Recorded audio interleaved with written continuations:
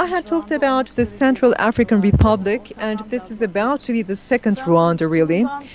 I had mentioned about the circumstances there. I want to talk about France and how France approaches the Central African Republic. Maybe people are following this in the media. In general, people are trying to accuse France. And in Central African Republic, they are again trying to find France guilty because of the happenings. Is it really France behind all the events? Because there are many people bringing up such arguments. Is that really right? Let's look at this. When we look at France, it's a European country, it's a modern country, and there's culture. And if that culture is spreading all over the world, that would be developing countries. For instance, if that culture in France were to spread throughout the African countries, that would be bringing an improvement in those societies.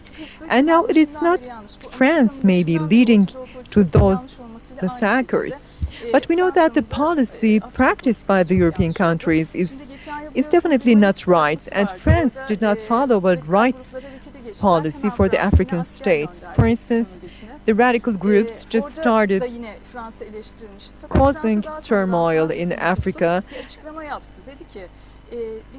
and France then sent its military power there to intervene in those communities.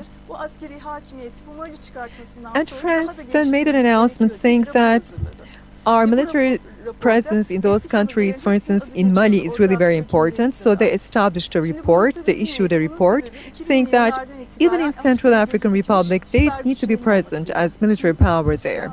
This shows that as if China, Russia, and the United States are the superpowers that try to focus on the African states, and they try to exploit their resources by means of investments and opening different factories. And this is what happened in Myanmar, really, because only in that region where the Muslims are living, one of the reasons why they are mass murdered is because there's a pipeline there that China is trying to set in that land. And therefore, in this report, France again mentioned that they need to have more military power. And this is how they resort to military power when the circumstances change. However, this is a wrong ideology that they are practicing. And one of the major problems, major mistakes with France is that they have a materialist ideology, and therefore they are spreading that ideology throughout Africa. And there is racism there, which is prevailing, and that racism is based on Darwinism. And when we look at Africa, we know that Christians and Muslims have been living there for centuries, and in Mali and Senegal, again, those different faiths had been living in peace for years. But following France's intervention, actually, in those societies, all of a sudden, a kind of a racist mentality started to dominate in the community, and that started struggle and fight between the communities. This means that that conflict is based on a certain ideology. And that conflict based on racism can never be solved by military methods. For instance, in the Arab countries where there is dictatorship, they try to intervene again with military forces. However, the true problem is ideology, the true problem is radicalism, and also the wrong mentality, the errors in the mindset. And though that error in the mindset can never be solved with military methods. And we know that even if they would send troops there, that would only cause more massacres, more bloodshed. Because why are the Christians burning Muslims? Because they find themselves to be superior. There's a kind of a superiority mindset there, and in that viewpoint, in those communities, in Africa actually, they try to show as if rich people or Christians are more superior than Muslims. And this is definitely a mistaken understanding.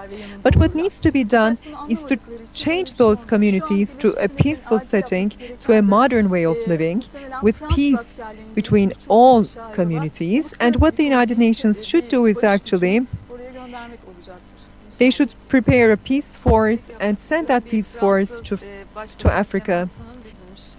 And it's possible to speak the same for the Middle East and the Africa states, they just separated those countries with their rulers in the hand, and that caused a great division. And they tried to colonialize those communities to exploit for their resources. And it's really important, our master has mentioned that hatred and enmity will find you. If you instigate that, if you trigger that enmity and animosity between the communities, that will be turning towards you. Because the United States, they intervened with military power, and now terrorists coming back to them. They are hurt because of that violence. And again, we know that groups are just resorting to violence to ask for their own rights. And that animosity, if it were to spread through Europe or the United States, that would be a great threat for them. Because that is a cancer, and that cancer would be spreading throughout the world, as our master mentioned. So we should be always calling for peace.